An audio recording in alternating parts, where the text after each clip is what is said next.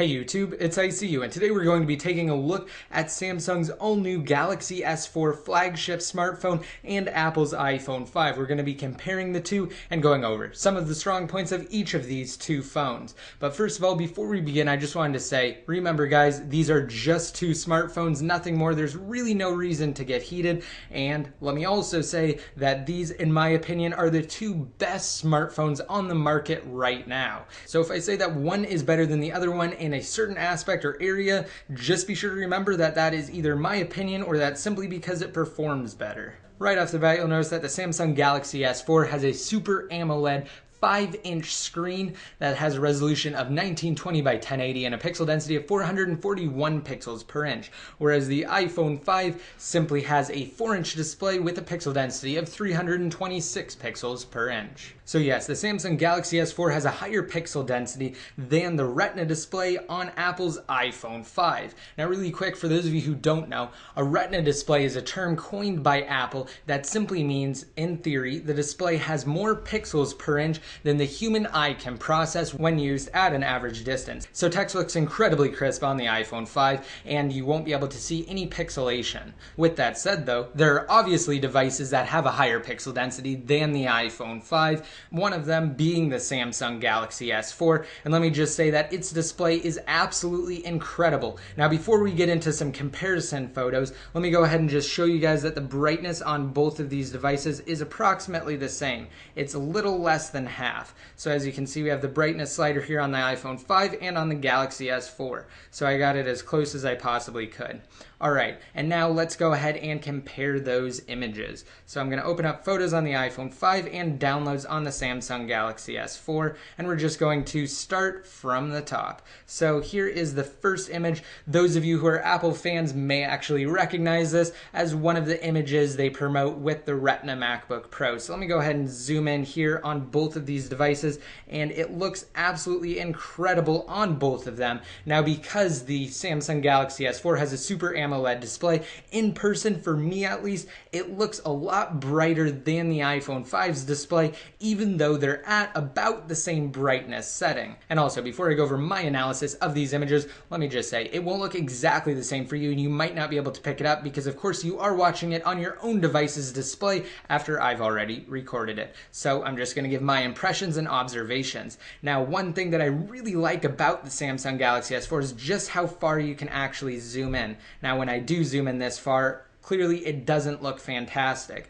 but that's not the point. On the iPhone 5 you can only zoom in so far, so that's about as far as I can go. Let me go ahead and bring it to about the same on the Samsung Galaxy S4, and right off the bat, colors do look more vivid on the Galaxy S4's Super AMOLED display than on the iPhone 5's Retina display. Alright, let's go ahead and go to our next image. And same thing goes for this one. It is more vivid on the Samsung Galaxy S4, however, either one looks great. They're just different. So on the iPhone 5, most people would say that it looks more realistic because on the S4, colors really pop off the display. And again, I'm not really going to repeat myself too much here, but on display types similar to the one found on the S4, blacks are supposed to look deeper, but for some reason they definitely appear better on the iPhone 5 in this image. And actually, just looking at the display on my camera right here, it appears that the S4 looks slightly more washed out even though they're at the same brightness, and let me just say, it doesn't look that way in person. Alright, next we're going to take a look at the images captured on both of these devices. So taking a look at this first image, which was captured with the S4's 13 megapixel rear facing camera and the iPhone 5's 8 megapixel rear facing camera, is that colors captured with the iPhone 5's camera are definitely more vivid than the colors captured on the S4's camera. However, with that said, the S4 does a really great job at capturing close-up subjects like this flower for instance, and you can really zoom in and get incredible detail on the S4 that you just can't get on the iPhone 5. So if you're looking for brighter and more realistic colors, iPhone 5 is definitely the way to go, whereas if you're looking for detail and crisper images, you definitely want to go with the Samsung Galaxy S4. However, with that said, typically most customers aren't looking at the camera as the only feature of the smartphone when they go to buy it. So let me just go ahead and switch on over to this next image here. You can really tell the difference in color between these two. The greens are absolutely over-exaggerated on the Galaxy S4's display, which isn't necessarily a bad thing. It just doesn't look as realistic. And again, same thing here with the greens in this image. All right, let me just go ahead and go over to the last one. And this is actually a really strong point for the iPhone 5's camera. I took these pictures side by side. I mean, I held the iPhone 5 directly on top of the Galaxy S4 when I was taking these pictures. So what you'll really notice here is that the S4 doesn't really do a great job when you have a lot of light or a lot of exposure in the image, whereas the iPhone 5 can definitely handle it better. It looks extremely washed out on the S4, whereas it only looks slightly washed out on the iPhone 5. So that's really where the iPhone 5's camera pulls ahead of the S4's. But again, you do get that great detail on the S4, and you're able to just zoom in on every single point of the image. All right, next we're going to be taking a look at the browser on both of these. So I'm actually going to use Google Chrome for this first set of tests. Let me just open it up on both of these phones here, and I'm just going to do a simple search. So let me go ahead and just type it out on both of these here, and once I'm done typing, I'll be right back. All right, and here we go. I have it typed out. Before I actually hit go, though, I just wanted to say that, again, I'm using Google Chrome on both of these, and I'm connected to the exact same Wi-Fi network. So let's go ahead and hit go at the exact same time right now. All right, and the iPhone 5 definitely pulled ahead in that search. Let's see how it does when I'm actually loading up a website. Let's go ahead and just open up the top one on both of these. And as you can see, the iPhone 5 did finish first loading the mobile version of this site. So let's go ahead and scroll down to the very bottom, and we're going to go ahead and switch to the regular desktop theme. Okay, so again, same thing here. The S4 was definitely fast though, and it's just finishing right now. So as far as browser speed is concerned, at least when using Google Chrome, the iPhone 5 appears to be faster. Now, we aren't by any means trying to load anything too intensive, so let's go ahead and switch over to the native browsers on these two phones, and we're going to do some quick browser benchmark tests. Alright, so I have Safari loaded up here on the iPhone 5, and I have the native browser on the S4. I'm actually inside of a SunSpider JavaScript test site here, and we're going to go ahead and start this test at the exact same time. And I'm just going to do that by simply holding down on Start Now, and then we're going to tap Open at the exact same time. So let's go ahead and do that now.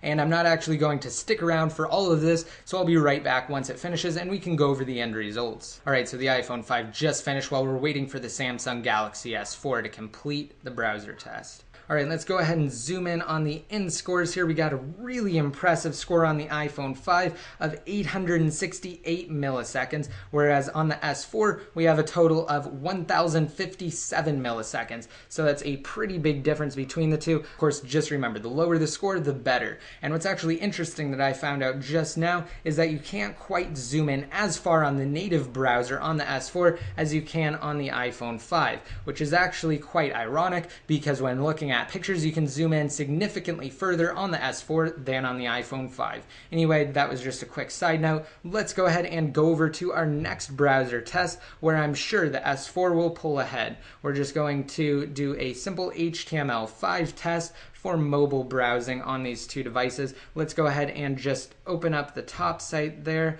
I accidentally switched over to the other tab on the S4, but let's go ahead and go to the top site right now.